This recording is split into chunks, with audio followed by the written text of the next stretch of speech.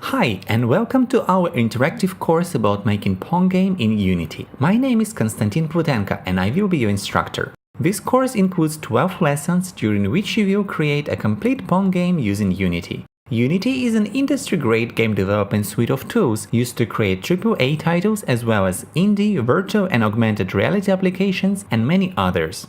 We start from the very beginning by downloading and installing Unity, setting up an account and creating first project. Then we get familiar with user interface and navigation inside Unity editor. Later put your knowledge to a test by assembling game level using 3D primitives and making it pretty with materials.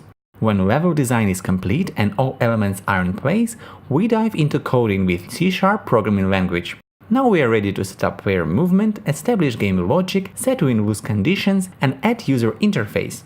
After watching video, you will start software simulation, where step by step, in a clear and engaging way, you will repeat steps from the video. This mode is also perfect if you want to follow along and make your own game with us. Time to time you will receive assignments, and I would highly encourage you to complete them yourself. Although each assignment comes with a solution, and we will walk you through it and make all steps clear. After completing this course, you should get a solid understanding of game development process using Unity and C#.